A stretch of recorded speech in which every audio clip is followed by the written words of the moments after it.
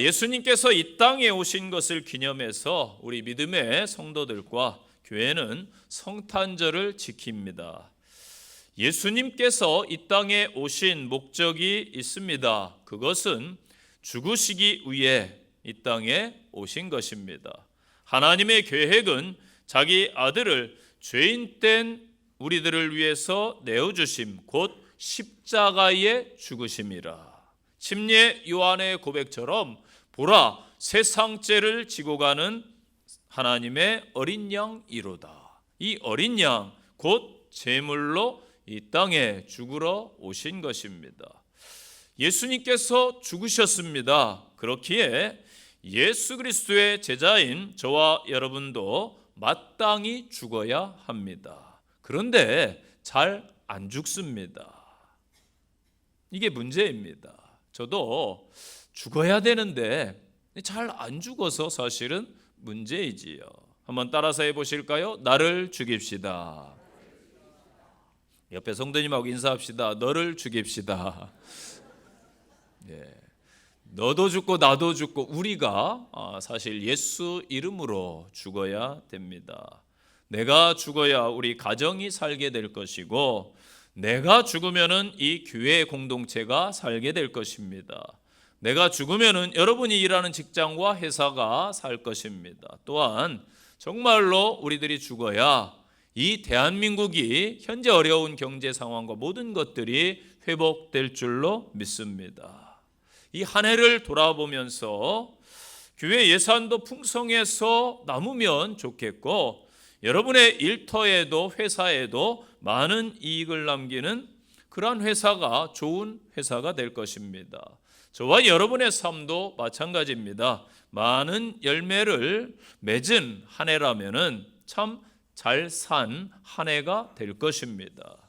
인류의 죄로 인해서 십자가에 죽으신 예수 그리스도의 죽음에 아주 중요한 신비가 담겨 있습니다. 예수님은 하나님의 아들이시지만은 그분 안에는 영원한 생명이 있습니다. 예수님이 천국 보좌에 앉아 계실 때에는 영원한 생명이 예수님 안에 계셨습니다. 그런데 예수님께서 자기를 비워 인간의 몸을 입고 이 땅에 친히 내려오셨습니다. 사람들의 죄를 위해서 해결하기 위해 십자가에 달려 죽으셨습니다. 그리고 무덤에 묻히셨습니다.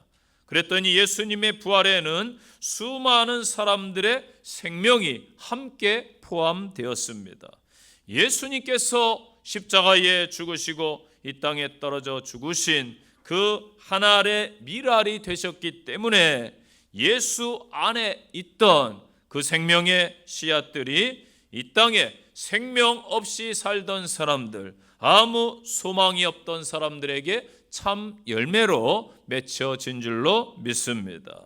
유대인, 이방인 가릴 것 없이 십자가에서 죽으신 예수 그리스도를 믿는 자마다 새 생명의 열매가 맺힐 줄로 믿습니다. 오늘 본문을 통해서 주시는 말씀입니다. 나를 죽이려면 어떻게 해야 되는가? 첫째는 주님처럼 희생하시기를 바랍니다. 이 조선시대 미국의 무장 상선인 제너럴 셔먼호가 대동강변을 타고 올라왔습니다. 당시에 쇄국 정책을 유지하던 조선은 평안감사 박규수를 시켜서 밤중에 기름을 뿌린 짚을 가득 실은 목선들을 강물에 조용히 떠나 보냅니다. 그래서 셔먼호에 불을 질렀습니다. 결국 배는 버티지 못하고 불타게 되지요. 배가 불에 타자 수많은 사람들이 헤엄을 쳐서 육지로 올라옵니다. 대동강변에 가까스로 도착한 이들을 기다리는 것은 군관들이었습니다.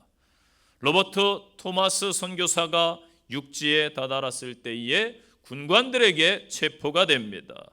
칼을 들어 자신의 목을 치려 하는 군관 박충권에게 정성스럽게 두 손을 올려서 성경을 주었습니다. 상부의 명령에 따라 박충권은 가차없이 칼을 내려쳤습니다. 그 후에 박충권의 심경의 변화가 찾아왔습니다. 생전 처음 보는 서양인이 죽어가면서 왜 살려달라고 하지를 않고 나에게 책을 주려 했던 그 이유가 과연 무엇이란 말인가? 그는 그 책을 정성스럽게 읽기 시작했습니다. 그리고 얼마 후에 박춘권은 예수님을 영접했습니다. 또 다른 군관 박영식도 받은 성경책을 뜯어서 자신의 방에 도배지로 사용합니다. 날마다 벽에 붙어있는 말씀이 눈에 들어옵니다. 그러던 어느 날 그도 예수님을 믿게 되었습니다. 도배지로 썼던 그 집이 평양에 최초로 세워진 교회가 됩니다.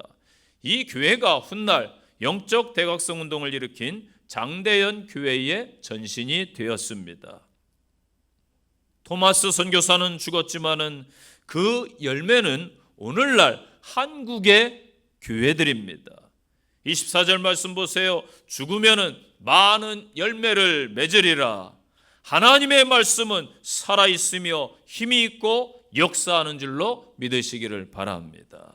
주님이 달리신 십자가는 지금은 사랑과 희생과 구원과 소망의 상징입니다. 그러나 처음에는 수치와 저주의 상징이었습니다. 십자가는 지금까지 인간들이 고안해낸 형벌 중에 어쩌면 가장 잔인하고 고통스럽게 죽이는 형벌입니다. 그래서 아무나 십자가형으로 죽이지 아니하고 그야말로 가장 극악무도한 죄인들만 십자가형으로 죽였던 것이지요. 때문에 처음에 많은 사람들이 십자가의 복음에 대해서 부정적인 반응을 보입니다. 로마인들, 헬라인들은 미련한 것이라 했고요. 유대인들은 거리끼는 것이라고 했습니다. 신명기 말씀 때문에 유대인들은 나무에 달려 죽는 것은 저주의 상징이었기 때문입니다. 그러나 십자가는 죄인된 저와 여러분을, 이 땅의 사람을 구원하는 하나님의 권세요, 하나님의 능력인 줄로 믿습니다. 만인의 죄와 이 땅의 모든 문제를 단번에 해결해 주셨습니다. 고귀한 예수 그리스도의 희생의 결과이지요. 이처럼 희생은 많은 것을 살리고 많은 것을 줍니다. 부모님의 희생으로 이 땅에 아이들이 공부하고 건강하게 잘 자라가는 것입니다. 스승의 희생으로 아이들이 인격이 성장하고 지식인으로 잘 자라가는 것입니다. 산업세대에, 부모님 세대에 희생이 있었기 때문에 그래도 이 대한민국이 세계에서 우대받을 수 있고 중선진국이 된 것이지요. 우리 성도들의 귀한 희생으로 현재 이 교회 공동체가 존재하는 줄로 믿습니다. 한 해의 막바지에 이르렀습니다. 과연 여러분은 희생하는 성도이셨습니까? 한 해 가정을 위해, 교회를 위해, 아니면 더 크게 사회와 나라를 위해서 어떤 희생을 하셨나요? 우리 주님처럼 십자가를 지는 고귀한 희생의 사람들이 있을 때에 놀라운 역사가 나타납니다. 예수님께서 우리 성도들에게 당부하셨지요. 누가복음 9장 23절 보니까 나를 따르겠느냐? 그렇다라면은 날마다 자기의 십자가를 지고 나를 따를 것이니라 말씀하셨어요. 무슨 뜻일까요? 결코 희생이 없이 나를 쫓아올 수 없다라는 의미입니다. 성도 여러분, 한 생명, 한 가정, 나아가 교회, 이 민족 나라가 살아나려면은 누군가의 희생이 반드시 필요한 것입니다.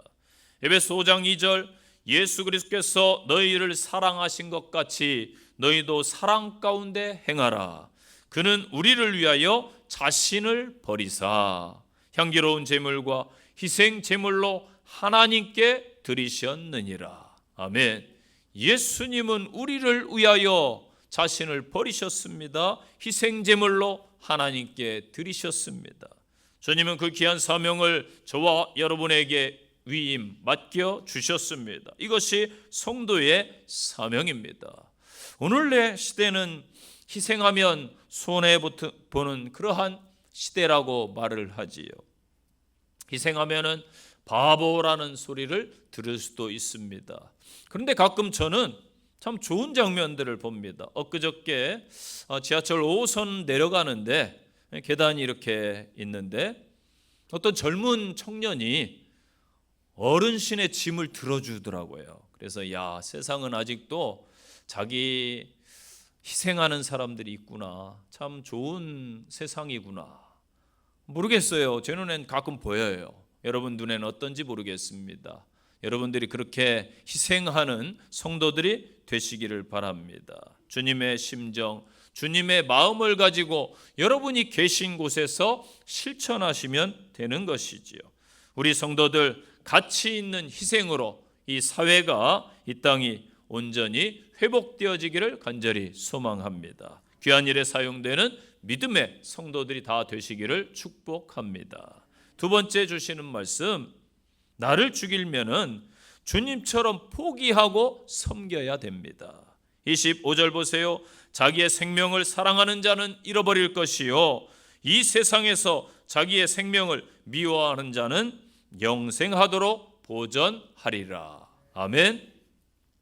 이게 무슨 말씀이에요? 역설을 말씀하고 있습니다. 주님은, 기독교는 패러독스, 곧 역설입니다. 생명을 사랑하는 자는 잃어버릴 것이다. 생명을 포기하는 자는 보전할 것이다. 죽는데 어떻게 살아나요? 이게 역설입니다. 포기할 때 얻게 되는 진리입니다.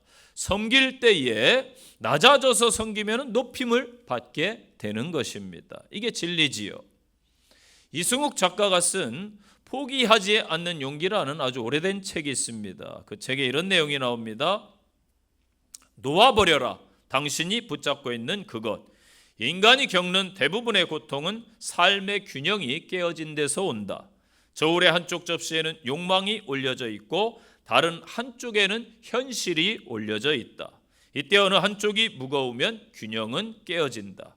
우리 삶이 고통스러운 순간은 대체로 현실에서 가진 것보다 욕망의 무게가 더 무거울 때이다. 사람들은 삶의 균형을 맞추기 위해 현실의 저울에 무언가를 더 올려놓으려 애쓰고 있다. 그러나 균형을 맞추는 길에는 현실의 쟁반에 더 얻는 방법뿐 아니라 욕망의 저울을 덜어내는 방법도 있다. 이것이 바로 포기할 수 있는 용기이며 지혜이다. 이런 내용입니다. 우리 주님께서도 높고 높은 보좌를 포기하시고 낮고 천한 이 땅에 친히 내려오셨습니다. 빌립보서 2장 6절, 그는 근본 하나님의 본체시나 하나님과 동등됨을 취할 것으로 여기지 아니하시고 오히려 자기를 비워 종의 형체를 가지사 사람들과 같이 되셨고 사람의 모양으로 나타나사 자기를 낮추시고 죽기까지 복종하셨으니 곧 십자가에 죽으심이라. 아멘. 우리 주님은 자기를 비우셨어요. 포기입니다. 비움의 단어는 케노시스라는 단어예요. 의미는 통이 완전히 빌 때까지 그 안에 있는 것들을 다 쏟아내는 행위를 말합니다. 하나님의 본체라고 말했는데 본체는 헬라어로 두 가지 의미로 사용됩니다. 이 모르페와 스케마라는 두 단어가 있는데, 모르페는 어떤 사물이 있는데 본질적인 것이나 결코 변하지 않는 성질, 그 형상을 뜻합니다. 스케마는 시간이 경과함에 따라 환경에 따라서 변화되는 것들을 이야기합니다. 여기서 본체는 바로 절대 변할 수 없는 모르페입니다. 그러나 주님께서 사람들과 같이 사람의 모양으로 나타나신 것은 스케마에 해당되는 것이지요. 모든 인류를, 인간을 구원하고자 자신을 낮추셨으며 인간들과 같이 되신 것입니다. 영광을 포기할 때에 가능한 신비였던 것입니다. 누가복음 22장 27절, 나는 섬기는 자로 너희 중에 있느니라. 아멘. 주님은 말씀하셨습니다. 주님은 이 땅에 오셔서 연약한 자, 또 장기, 부족한 자, 죄인들을 섬겨 주셨습니다. 섬김의 본을 제자들의 발을 씻으심으로 친히 보여주신 것이지요. 이런 이야기가 있습니다. 돼지와 젖소가 길을 떠났습니다. 길을 가면서 돼지가 그동안 쌓인 불만을 속에 있는 마음을 젖소에게 털어놓습니다. 들어봐, 나는 말이지 죽어서까지 사람들에게 살코기와 베이컨을 제공하고 심지어 내 발까지도 먹을거리로 사람들에게 다 내어주는데 사람들은 왜 나보다 너를 더 좋아하는 거야? 그때 젖소가 빙그레 웃으면서 이렇게 대답을 했습니다. 이유가 있지. 너는 죽어서야 많은 것을 제공할 수 있지만 나는 살아있는 동안에도 우유를 나눠준단다. 여러분, 우리의 신앙은 늘 현재입니다. 연말이 되면은 그런 생각들이 들더라고요. 내가 잘 살았나 한 해를. 그저께 우연히 TV를 보다가 아내와 꼬꼬무라는 프로그램을 보는데 유한양행을 세운 유일한 박사에 대한 일대기가 쭉 나오더라고요. 그걸 보면서 참 너무나 부끄럽게 내가 살고 있구나. 저렇게 고귀한 인생을 살다 가신 분도 있는데 장기려 박사나 이러한 분들을 늘 떠올리면은 참 부끄러운 삶입니다. 많은 사람들이 연말이 되면 또 자신을 돌아본다고 합니다. 나를 돌아보는 그러한 것도 그나마 괜찮은 신앙인입니다. 내가 과거에 잘했는데 나도 과거에 전도 좀 했지. 기도도 과거에 내가 과거에 헌신도 많이 했어. 그런 분들이 있습니다. 혹은 그런 분들도 있죠. 내가 좀 형편이 나아지면은 이 문제가 해결되고 풀리면은 나는 나중에 잘할 거야. 그러한 분들도 있습니다. 매일 과거에 혹은 나중에 하면서 다짐과 각오만 다지시나요? 기억하세요. 현재 신앙이 정확한 내 신앙입니다. 여러분에게 도전의 말씀을 드립니다. 자신을 정직하게 그리고 통렬하게 돌아보시기를 바랍니다. 내가 현재 육체의 사람인가 아니면은 영적인 사람인가? 갈라디아 교회에 바울이 권면했습니다. 너희가 이같이 어리석으냐? 성령으로 시작하였다가 이제는 육체로 마치겠느냐? 초대교회도 이러한 성도들이 있었던 것 같아요. 처음에는 잘했는데 성령의 사람이 나중에는 육체의 사람이 되는 것이지요. 이단에 빠진 교주들, 심지어 목회자들도 이러한 사람들이 많습니다. 요한복음 6장 33절 살리는 것은 영이니 육은 무익하니라. 내가 너희에게 이른 말은 영이요 생명이라. 아멘. 주를 위해서 아직까지도 포기하지 못하고 내어드리지 못한다라면 육의 사람입니다. 시간도 물질도 건강도 내가 가진 모든 것 사실은 내 것이 아닙니다. 다 주님의 것입니다. 이 고백이 영적인 성도입니다. 바울 사도는 고린도 교회에 당부를 했어요. 너희가 교회의 덕을 세우기 위해서 영적인 것을 사모하라. 그러면서 고린도전서 2장 14절에서 육에 속한 사람은 성령의 일을 받을 수 없다라고 말씀했습니다. 성도 여러분, 지금이 마지막 추수 시대입니다. 이미 곳간은 열려 있다라고 많은 사람들이 이야기를 합니다. 주님처럼 영적인 사람이 되셔서 다 포기하시고 정말로 마지막 때 섬김의 본을 보이심으로 하나님께 영광 돌리는 성도들의 삶이 되시기를 축복합니다. 세 번째, 나를 죽이려면은 주님처럼 열매를 맺어야 됩니다. 26절, 사람이 나를 섬기려면 나를 따르라. 나 있는 곳에 나를 섬기는 자도 거기 있으리니 사람이 나를 섬기면 내 아버지께서 그를 귀히 여기시리라. 아멘. 주님을 섬기려면 주님을 따라가야 돼요.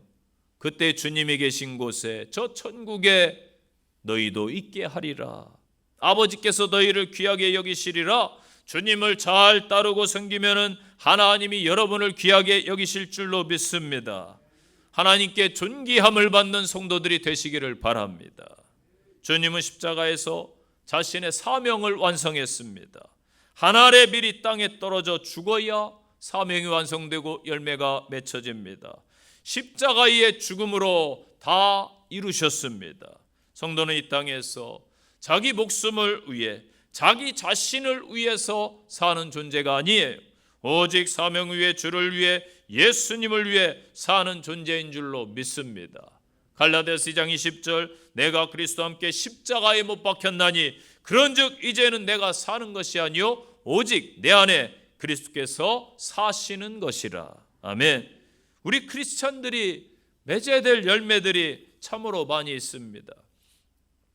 우리는 흔히 성령의 열매 요거 하나만 붙들고 있지 않습니까? 성령의 열매 귀합니다. 갈라디아서 5장 23절, 성령의 열매를 말하죠. 사랑과 희락과 화평과 인내와 자비와 양선과 충성과 온유와 절제. 에베소 5장 9절에 빛의 열매를 거두라 말씀합니다. 빛의 열매는 착함과 의로움과 진실함입니다. 마태복음 3장 8절에는 회개의 열매를 거두라고 말씀하십니다. 회개하는 성도들이 되시기를 바랍니다. 예레미야 32장 19절, 이사야 3장에서는 행위의 열매를 잘 거두라 말씀합니다. 행위의 열매대로 보응하신다라고 분명히 말씀하셨습니다. 주님 백보자 심판대 앞에 갔을 때에 행위로 심판을 받을 것입니다. 잠언 13장 2절이나 18장에서는 입의 열매, 혀의 열매를 잘 거두라 말씀하고 있습니다. 한 해를 돌아보시면서 혹 내가 혀로 말로 상처를 준 적은 없는가? 남을 깎아내리고 비방한 적은 없는가? 아니면 나의 혀는 주님을 찬양하고 형제를 자매를 높이는 혀인가? 돌아보시기를 바랍니다. 이 외에도 성도는 기도의 열매, 전도의 열매, 헌신의 열매, 섬김의 열매, 주님께 모든 열매들을 내어 놓을 수 있어야 되겠지요. 주님은 말씀하셨습니다. 마태복음 3장 10절을 기억하시기 바랍니다. 이미 도끼가 나무 뿌리에 놓였으니 좋은 열매를 맺지 아니하는 나무마다 찍혀 불에 던져지리라. 아멘. 역시 안 좋은 말씀에는 아멘이 적어요. 신기합니다. 여러분 하나님의 말씀에 다 아멘 하셔야 돼요. 아멘. 아멘. 복음성가 윤용섭 작곡, 주님 내게 오시면 가사가 이렇게 됩니다. 세상 복이 안일함과 세상 근심하다가 주님 나를 찾으면은 어떻게 만날까? 세상 일에 얽매여서 세상 일만 하다가 주님 나를 부르시면은 어떻게 만날까? 지금까지 내가 한 일 주님께서 보시고 훗날에 나를 보고 무엇이라 하실까? 순서가 그래요. 주님처럼 내가 먼저 죽어야 열매를 맺을 수 있습니다. 나를 내려놓고 포기해야 열매를 맺을 수가 있습니다. 그런데 우리는 어떠한가요? 과정은 건너뛰어버리고 결과만 얻으려 하지는 않습니까? 이 기복주의 신앙을 다 포기해야 돼요. 버려야 됩니다. 성실하게 임하고 수고하고 땀 흘리고 때로는 교난도 고난도 겪으시고 남모르게 눈물도 흘리며 가지치기도 해주고 걸음도 주고 병충해도 잡아주고 예방하면서 세심한 관리, 세심한 필요를 보여주어야 귀한 열매를 거둘 수 있는 것입니다. 주님께서 찾으실 때에 저와 여러분이 주여 제가 여기 있나이다 말씀하시옵소서 고백하는 복된 성도들 되시기를 축복합니다. 결론의 말씀입니다. 예수 그리스도의 성탄 이 땅에 오심은 죽으심입니다. 우리 예수 그리스도의 제자들도 마땅히 죽어야 합니다. 주님처럼 내가 있는 곳에서 희생의 본을 보여주시기 바랍니다. 내려놓고 포기하고 섬김의 본을 보여주시기를 바랍니다. 그럴 때 주님이 원하시는 고귀한 열매들이 여러분의 삶에 맺힐 줄로 믿습니다. 적용의 말씀입니다. 첫째, 내가 희생해야 될, 죽어야 될 부분이 무엇인지 한번 돌아보시기를 바랍니다. 진정 내가 예수님의 마음을 품고 있는지 살펴보시기를 바랍니다. 두 번째 적용입니다. 왜 나는 포기하지 못할까요? 아직도 내 믿음이 연약한지 아니면 내 자아가 강한지 한번 돌아보시기를 바랍니다. 또한 내가 섬겨야 될 부분이 무엇인지 한 주간 섬김의 실천을 할 수 있는 주님의 이 땅에 오심을 증거하면서 섬김의 실천을 보여주시기를 바랍니다. 세 번째 적용입니다. 나는 어떠한 열매를 한 해 동안 맺으셨습니까? 주님이 과연 기뻐하실 열매들인지 한번 살펴보시기를 바랍니다. 기도하겠습니다. 하나님 아버지, 높고 높은 보좌를 버리시고 낮고 천한 이 땅에 오셨습니다. 예수 그리스도의 그 섬김, 죽음을 본받아 저희들 또한 희생하며 하나님께 영광 돌리는 남은 생애가 되게 하옵소서. 세상으로 파송됩니다. 세상에서 낮은 자로 주님의 마음으로 굳건히 서게 하옵소서. 예수님 이름으로 기도합니다. 아멘.